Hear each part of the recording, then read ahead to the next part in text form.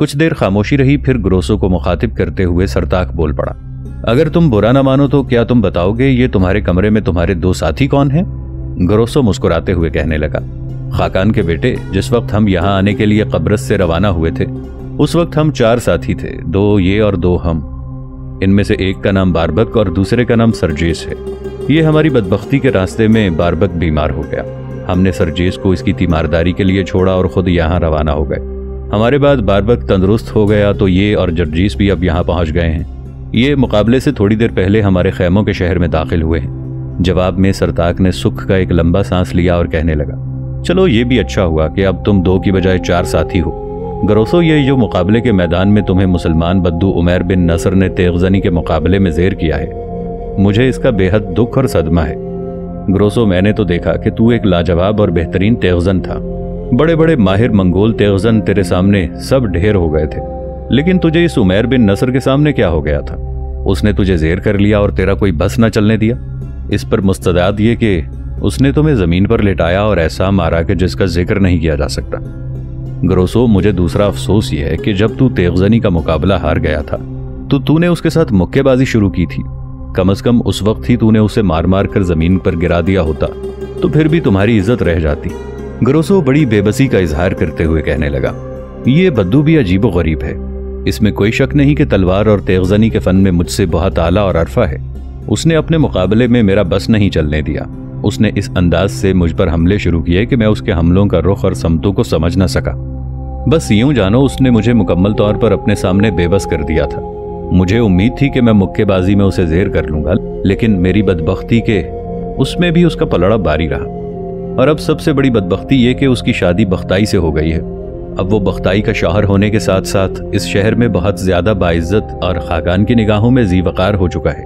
यहाँ तक कहने के बाद ग्रोसो रुक गया।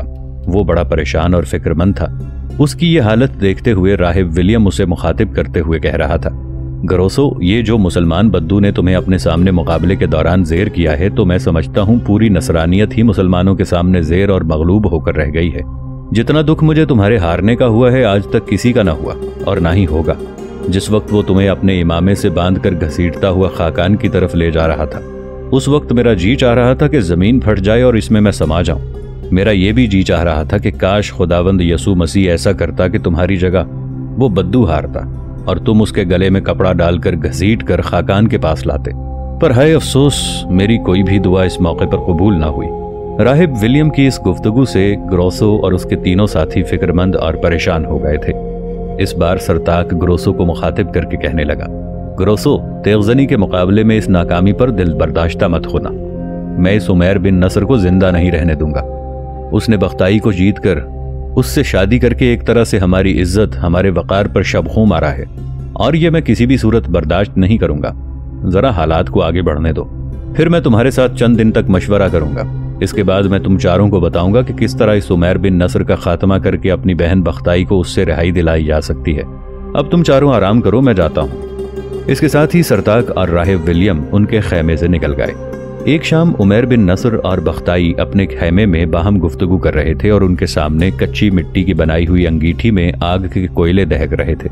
ऐसे में बरकाई खान उनके खैमे में दाखिल हुआ। उसे देखते ही दोनों अपनी जगह पर उठ खड़े हुए। बरकाई मुस्कुराया, हाथ के इशारे से दोनों को बैठने के लिए कहा, खुद भी जाकर उनके करीब बैठ गया। फिर उमैर बिन नसर को मुखातिब करते हुए बरकाई कह रहा था, इब्ने नसर मेरे भाई, मैं तेरे लिए 2 खबरें लाया हूँ।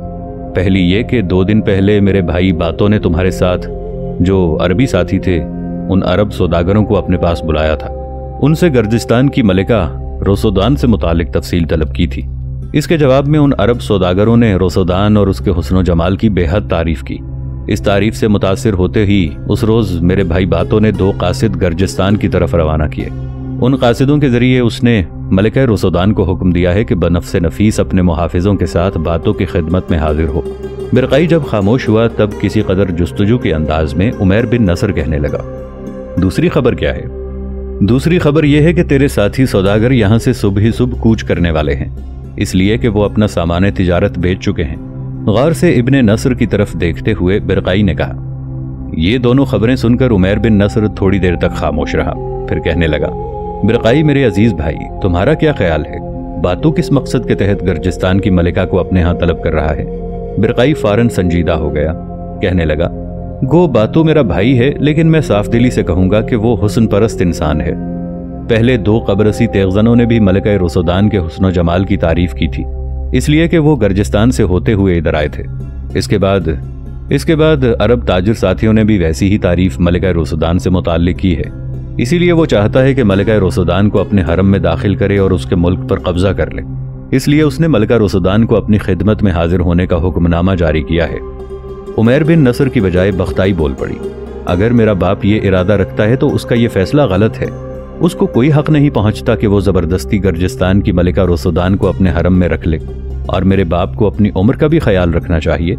उसके सब बच्चे जवान हैं, खुद वो गंठिए का मरीज है, उसका ये मरज अपनी आखिरी हुदूद को छू रहा है। एक लिहाज से मेरा बाप इस वक्त कब्र में पांव लटकाए बैठा है, लिहाजा उसे ये ज़ेब नहीं देता कि गर्जिस्तान की मलिका को यहाँ बुलाए और अपने हरम में दाखिल कर ले और उसके मुल्क पर कब्जा करने की कोशिश करे।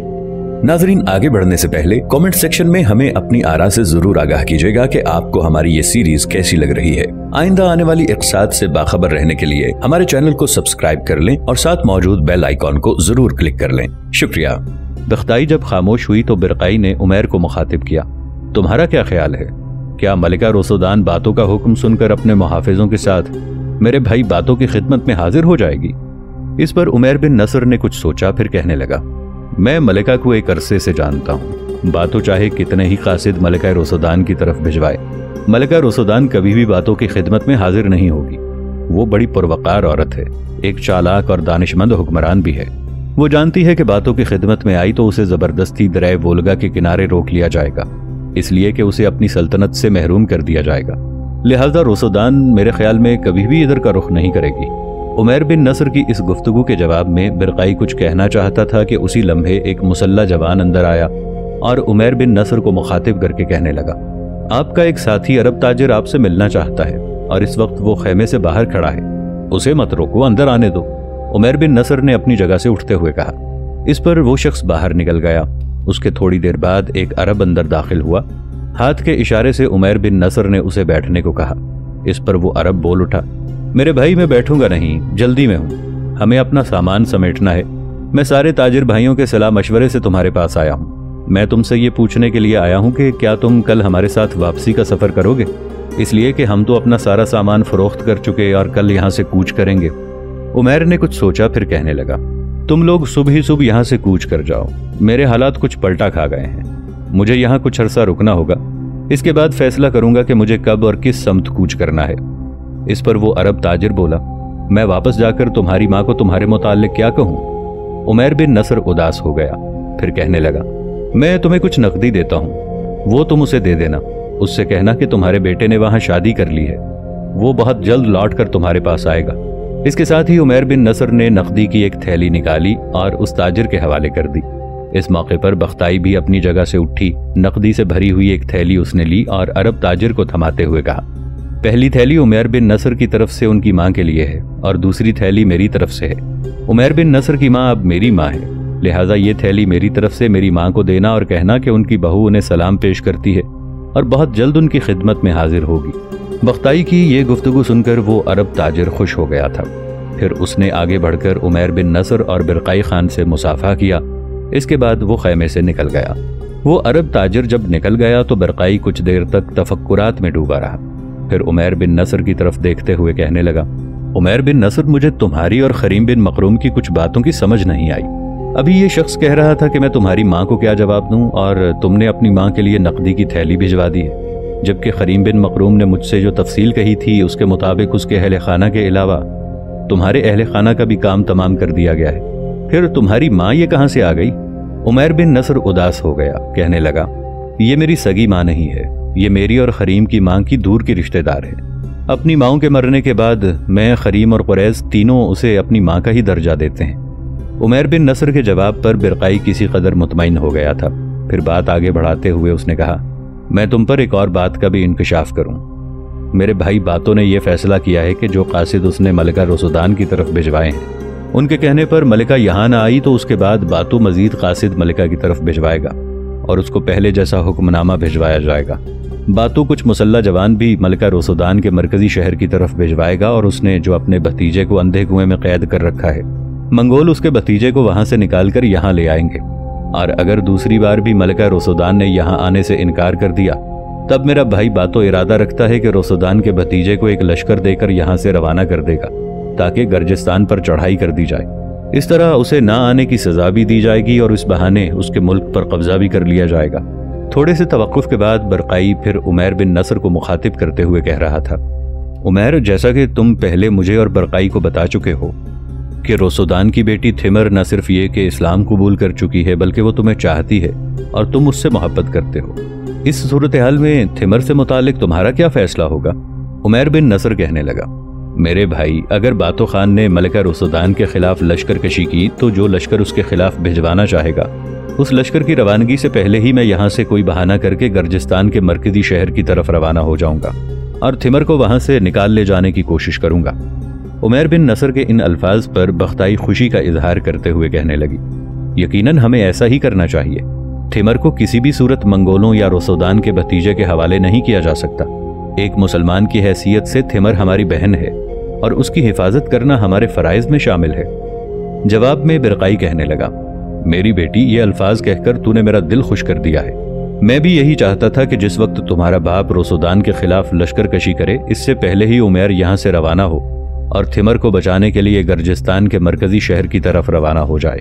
उमैर बिन नसर ने फिर बरकाई खान को मुखातिब करते हुए कहना शुरू किया, अब ये आखिरी फैसला है कि अगर मलका रोसोदान यहाँ ना आई और बातों ने उसके खिलाफ लश्कर कशी करना चाही तो लश्कर की रवानगी से पहले ही मैं यहाँ से थिमर को बचाने के लिए कूच कर जाऊंगा।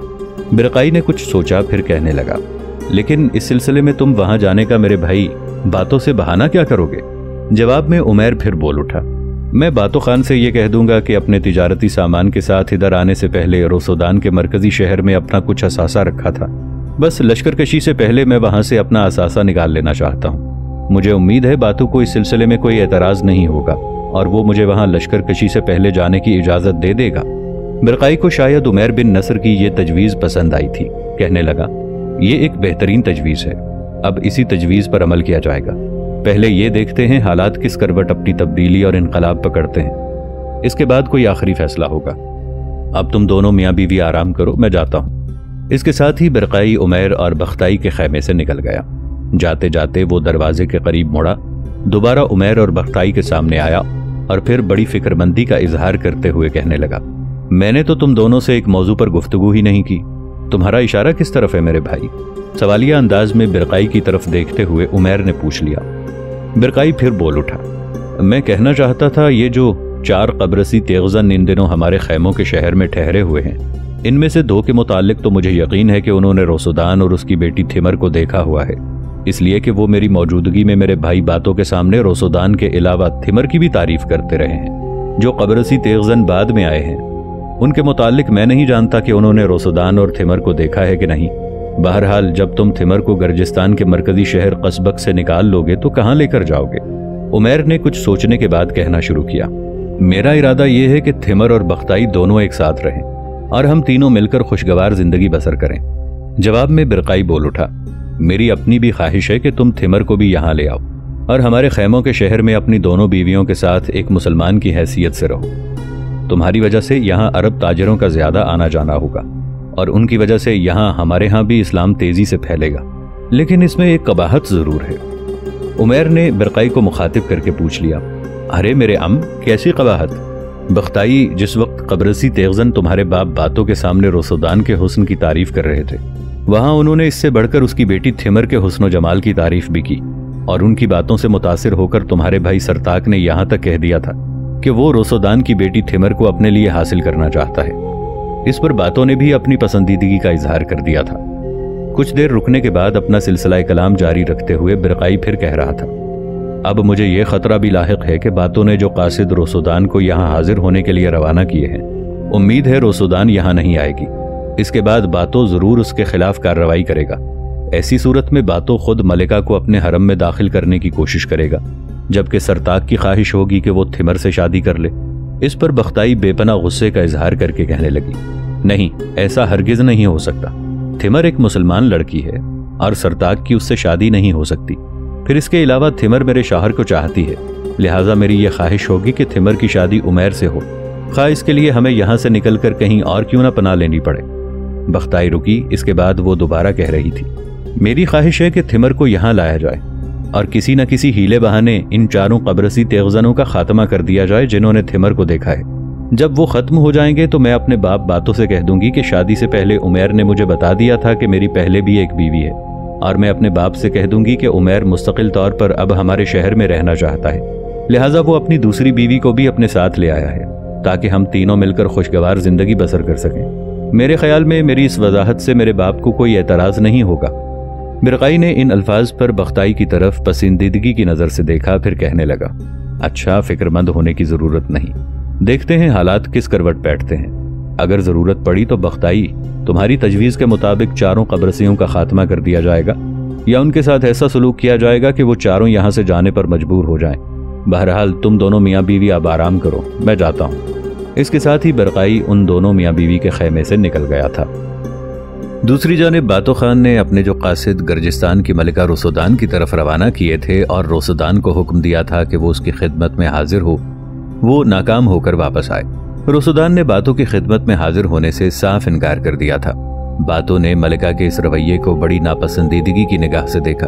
बहरहाल उसने इंतहा पसंदी से काम नहीं लिया, सब्र तहम्मुल का दामन उसने नहीं छोड़ा। वो चाहता था कि किसी न किसी तरह रोसोदान उसकी खिदमत में हाजिर हो तो वो उसके साथ अच्छा सलूक करे और उसके साथ ऐसा रवैया रखे कि रोसोदान उससे मुतासिर होकर अपने मिजाज में तब्दीली पैदा करे और इस सूरत हाल से फ़ायदा उठाते हुए बातों उसे अपने खरम में दाखिल कर ले। वो ये भी चाहता था कि उसकी बेटी थिमर को अपने बेटे सरताक के साथ ब्याह दे, लेकिन रोसोदान ने ना आकर बातों की सारी उम्मीदों पर पानी फेर दिया था। बहरहाल बातों ने तलबी के लिए दोबारा अपने कासिद उसकी तरफ रवाना किए। बातों ने तलबी के साथ नर्म रवि से दरखास्त की और मलिका को सराय बातों में आने के लिए कहा। मलिका और उसकी बेटी थिमर के लिए तोहफे भी रवाना किए, लेकिन इस बार भी बातो खान की सिफारत नाकाम रही, इसलिए कि रोसोदान ने बातों के पास आने से इनकार कर दिया। इस पर बातों ने इंतहा दर्जे गजबनाकी का मुजाहिरा करते हुए खुफिया तौर पर अपने कुछ मंगोल जासूसों को गर्जिस्तान के मरकजी शहर कस्बक की तरफ रवाना किया और उन्हें हुक्म दिया कि रोसोदान ने जिस कुएं में अपने भतीजे को कैद कर रखा है, इस कुएं की तरफ जाएं और किसी न किसी तरह से उसे उस कुएं से निकालकर सराय बातों में ले आए। बातों की ये एक अच्छी और उम्दा तजवीज़ थी। खुफिया तौर पर बातों ने जो अपने चीदा जवान गर्जिस्तान के मरकजी शहर कस्बक की तरफ रवाना किए थे, उन्होंने बड़ी राजदारी से अपना काम किया और रोसोदान के भतीजे को वीरान कुएं से निकालकर सराय बातों में ले आए। अब मलिका रोसोदान का भतीजा दाऊद सराय बातों में पहुंचने के बाद बातो खान के लिए इंतहाई अहम हो गया था। बातो खान ने एक लश्कर तरतीब दिया और दाऊद को उसने ये हुक्म दिया कि चंद रोज तक वो अपने इस लश्कर के साथ गर्जिस्तान के मरकजी शहर कस्बक की तरफ जाए, रोसोदान पर हमलावर हो, उसे और उसकी बेटी को जिंदा गिरफ्तार करके सराय बातों में ले आए। इस वाक़े को कई रोज गुजर गए, यहाँ तक कि बिरकाई एक रोज फिर उमैर के खैमे में दाखिल हुआ। बख्ताई भी खैमे में मौजूद थी। अंदर आते ही वो निशिस्त पर बैठ गया, फिर कहने लगा, बख्ताई, मैं तुम्हारे लिए एक इंतहाई अहम खबर लेकर आया हूँ। 2 रोज तक मलिका रोसोदान के भतीजे की सरकर्दगी में लश्कर गर्जिस्तान के मरकजी शहर कस्बक की तरफ रवाना होगा। मेरे भाई बातों ने दाऊद को यह साफ और वाज़ेह हुक्म दिया है कि वो गर्जिस्तान के मरकजी शहर कस्बक पर हमलावर हो और हर सूरत में रोसोदान और उसकी बेटी थिमर को गिरफ्तार करके उसके सामने पेश किया जाए। अब ये बात वाज़ेह हो चुकी है कि बातू रोसोदान को अपने हरम में दाखिल करेगा और थिमर की शादी वो सरताक से करना चाहता है। लिहाजा मेरा मशवरा है कि तुम कल सुबह यहाँ से गर्जिस्तान के मरकजी शहर कस्बक की तरफ रवाना हो जाओ और थिमर को वहां से निकालने की कोशिश करो। यहाँ तक कहने के बाद बिरकाई खान कुछ देर के लिए रुका। इसके बाद वो फिर अपना सिलसिला कलाम जारी रखते हुए कह रहा था, वैसे तुम्हारी आसानी के लिए मैं बातों से कह चुका हूँ कि उमैर बिन नसर अपना कुछ सामान गर्जिस्तान के मरकजी शहर कस्बक में छोड़ आया है। वो वहां जाकर अपना सारा असासा यहाँ लाना चाहता है। मेरा भाई बातो इस बात पर रजामंद है और इसकी ख्वाहिश है कि तुम जाओ और अपना सारा सामान लेकर बख्ताई के पास लौट आओ। शायद वो इस सिलसिले में खुद भी तुमसे बात करे। उमैर बिन नसर फैसलाकुन अंदाज में कहने लगा, बिरकाई मेरे रफीक, मैं तुम्हारा बेहद शुक्रगुजार हूँ कि तुमने ये सारी इत्तलात मुझे फराहम की। मैं कल सुबह ही सुबह बातो खान से इजाज़त लेकर यहाँ से कूच कर जाऊँगा। जवाब में बख्ताई या बिरकाई दोनों में से कोई जवाब देने ही वाला था कि खैमे के बाहर पहरा देने वालों में से एक ने बातों के आने की इत्तला दी। बिरकाई, बख्ताई और उमैर बिन नसर तीनों खड़े हो गए थे। थोड़ी देर बाद बातो खैमे में दाखिल हुआ और अपने भाई बिरकाई के पास बैठ गया। वो तीनों भी अपनी अपनी जगह पर बैठ गए।